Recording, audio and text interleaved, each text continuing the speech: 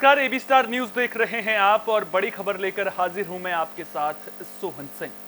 कहते हैं कि अगर मन में लगन हो तो फिर क्या कुछ नहीं हो सकता। ऐसा ही कुछ करके दिखाया है एमपी में बीजेपी के खेल प्रकोष्ठ के संयोजक श्रवण मिश्रा ने। दरअसल श्रवण मिश्रा बेजुबान जानवरों के लिए लगातार काम कर रहे हैं, साथ ही लोगों को भी जागरूक कर रहे हैं। सड़कों पर आवारा घूमने वाले जानवरों के लिए श्रवण मिश्रा अब तक करीब 5 लाख से ज्यादा रेडियम बेल्ट वितरित कर चुके हैं। इसके अलावा वे गौरैया संरक्षण और स्ट्रीट डॉग्स के लिए भी अच्छा काम कर रहे हैं।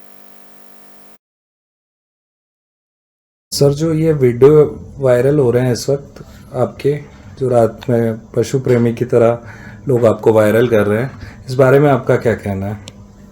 नमस्कार, मैं श्रवण मिश्रा भोपाल से हूँ। चूनाभट्टी में मेरा निवास है।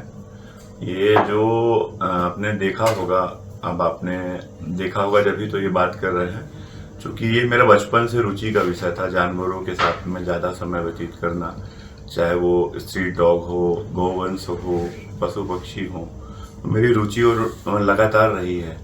और जब भी मुझे वो अवसर या मौका मिलता है तो मैं इस परिवेश में या ग्रामीण परिवेश में या जानवर जहाँ भी रहते हैं, मुझे उनके साथ समय बिताना अच्छा लगता है। धीरे धीरे बड़ा हुआ और मैं पुलिस में रहा, जब ट्रेनिंग में गया तो वहाँ भी डॉग्स वगैरह जो बिच थी उन्होंने बेबी दे दिए छोटे छोटे, उनके खाने की व्यवस्था नहीं थी। तो हमने दोस्तों का पूरे मिल का कंट्रीब्यूशन करता था, उनके लिए मैंने एक छोटा कच्चा मकान सा बना दिया, वहाँ पपीज को रखे और ऐसा कर दिया था कि हमारे सभी पुलिस के दोस्त जो आज मध्य प्रदेश में किसी न किसी जगह पे हैं, वो खुद इसके साक्षी हैं कि हम पैकेट कंट्रीब्यूट करते थे, फिर उनके बच्चों की फीडिंग की व्यवस्था करते थे। अपना एक दिन दूध, एक व्यक्ति एक दिन अपना कोई भी दूध पैकेट छोड़ता था, तो ऐसे मिल के हम लोग एक 10-15 पैकेट से उनका जीवन के लिए एक व्यवस्था करते रहे। फिर वो बड़े हो गए, फिर वो अपनी जगह चले गए, फिर हमें ज़्यादा जानकारी नहीं, हम ट्रेनिंग से वापस आ गए। पर ये मेरी परंपरा और ये मेरी रुचि लगातार बनी रही। और मध्य प्रदेश का लगभग सभी जिलों में मेरा दौरा हो चुका है, पुलिस के नाते भी और एसटीएफ में रहने के नाते भी, और वर्तमान में भारतीय जनता पार्टी का प्रदेश पदाधिकारी होने के नाते भी। ये बात सत्य है, आपने स्वयं के खर्चे पर अभी तक 5 लाख से ज्यादा रेडियम बेल्ट पूरे भारतवर्ष में प्रोवाइड किए हैं।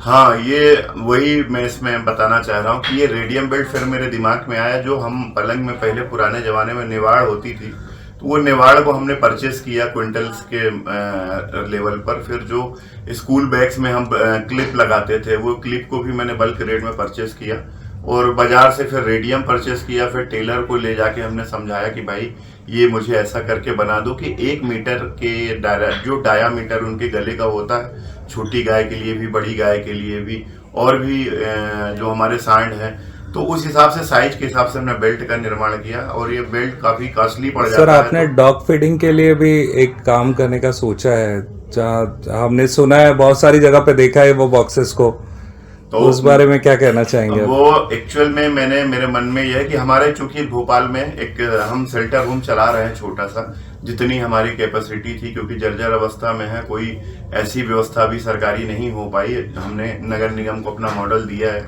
कि आप हमें स्पेस देंगे तो हम डॉग्स वहां से अडॉप्ट कर लेंगे। और हमारे मन में ये था कि चूंकि हर घर से कुछ ना कुछ फूड वेस्ट निकलता है, जानवर आपने सुना होगा कई बार अग्रेसिव होकर डॉग्स किसी न किसी को काट लेता है, लोग उसके प्रति घृणा भावना रखते हैं, काट लेता है, लेकिन उसकी मंशा नहीं समझते। अगर जानवर कोई भी हो, चाहे वो सांप हो, गाय हो, इंसान हो, अगर वो पेन में है, भूखा है, तो वो खाना ढूंढने निकलता है। और उस समय उसके माइंड कैपेसिटी ऐसी नहीं होती कि वो सोच पाए कि ये मेरे हित में है कि नहीं है। आप मोदी जी के क्लीन एनवायरमेंट, ग्रीन एनवायरमेंट से ज्यादा प्रभावित हैं, मुझे कई बार ऐसा लगता है। अब मोदी जी ने जो सोचा है, उन्होंने बहुत ही बेसिक जमीनी लेवल पे अपने को उस जगह रख के सोचा है। बहुत बड़ी बात उन्होंने कही है क्लीन और ग्रीन को लेकर। जो ग्लोबल वार्मिंग का जो आपने देखा होगा कि जीवन का एक चक्र होता है, जिसमें हर व्यक्ति कहीं ना कहीं से कनेक्टेड है जीवन मृत्यु के भाग से। कुछ चीजें उसमें से मिस हुई हैं, जो मिस हुई है उसी के कारण आज ये आपने पर्यावरण का जो बैलेंस बिगड़ा हुआ है। सरकार से आपकी कुछ मंशा है इस चीज को लेकर? आने वाली सरकार को या अभी की सरकार को लेकर कोई मंशा है? बिल्कुल, हर व्यक्ति ऐसी अपेक्षा रखता है कि अगर ये डॉग्स और ये गौवंश अगर अपने स्थान को चले जाएंगे तो एक तो क्लीन सिटी ग्रीन सिटी बनने में बहुत ज्यादा समय नहीं लगेगा। दूसरा, हम जैसे सभी लोगों को इनके प्रति बहुत प्यार और लगाव रखना चाहिए, क्योंकि ये जीव है।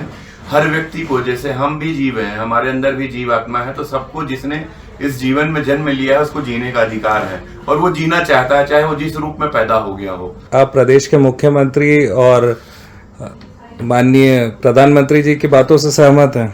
मैं बिल्कुल सहमत हूं। अगर मैंने एक चीज बोली है ना, महाभारत और भगवत गीता में भी साफ उल्लेख है कि जीव अगर है, मेरा यही आग्रह है कि भोपाल के बहुत सारे युवा साथी हैं जो लाखों रुपए, हजारों रुपए हम इधर खर्च कर देते हैं, कहीं भी खर्च कर देते हैं, तो ये वो जीव हैं।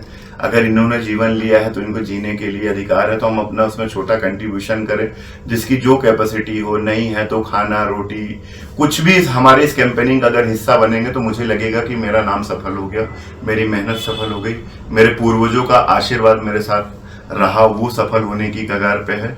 तो भोपाल और प्रदेश नहीं, पूरे देश के युवाओं और साथियों से आग्रह है कि आप इस कैंपेनिंग में जुड़ें और आपको इसका आनंद मिलेगा। और मैं विश्वास दिलाता हूं कि इनकी बहुत ऐसी चीजें हैं जो आपके बहुत सारे जिनको परेशानी है, प्रॉब्लम है, भगवान उनकी बहुत सारी कठिनाइयों को इस माध्यम से खत्म करता चला जाएगा और आप एक अच्छे आयाम को जाएंगे, एक अच्छे विचारों को जाएंगे। आने वाली जो हमारा यूथ है, आने वाली जो पीढ़ियां हैं, वो भी सेवा भाव से और सनातन से जुड़ेंगी।